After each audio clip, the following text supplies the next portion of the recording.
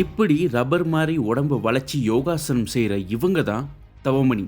இவங்க வயசு 60.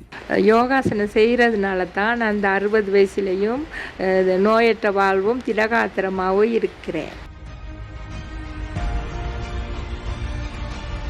இவங்க இந்த வருஷம் நடந்த சர்வதேச ஆசிய யோகாசன போட்டியில் 1ஆம் இடத்தை பெற்று தங்கப்பதக்கத்தையும், ஆசிய பசிபிக் உலக யோகாசன விளையாட்டு போட்டியில் 3ஆம் இடத்தை பெற்று வெண்கல பதக்கத்தையும் பெற்றவங்க. உடல் ஆரோக்கியத்திற்காகவும் மகிழ்ச்சிக்காகவும் இந்த வயசுலையும் எந்த சலிப்பும் இல்லாமல் இதை பண்ணிட்டு வராங்க. 12 வருஷத்துக்கு முன்னால் நிறைய ரொம்ப தடிப்பமாகி கழுத்தில் தைராய்டு பிரச்சனை முடியெல்லாம் கொட்டி நான் ரொம்ப வேதனையாக இருந்தேன்.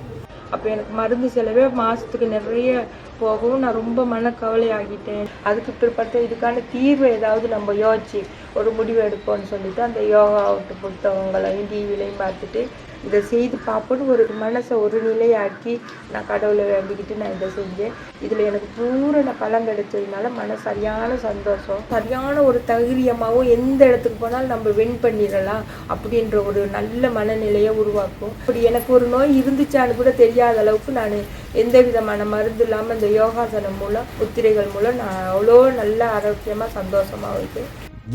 இவங்களோட பேரனுக்கும் இந்த யோகாசனத்தை சொல்லி கொடுத்து அவரும் இந்த வருஷம் நடந்த ஆசிய சிறுவர்களுக்கான யோகாசன போட்டியில் வெண்கல பதக்கத்தை வென்று இருக்காரு. இந்த கலையை பலருக்கும் சொல்லி கொடுக்க தயாராகிட்டு வராங்க. இப்போ 90 வயசுவங்களும் செய்யலாம், எத்தனை வயசுக்கும் செய்யலாம். ப்ராக்டிஸாக அது செய்ய முடியாதவங்களுக்கு முத்திரைகள் இருக்கு. இப்போ உள்ள பெண்கள் இதை கட்டாய யோகாசனத்தில் ஈடுபடுத்தி பாருங்கள்.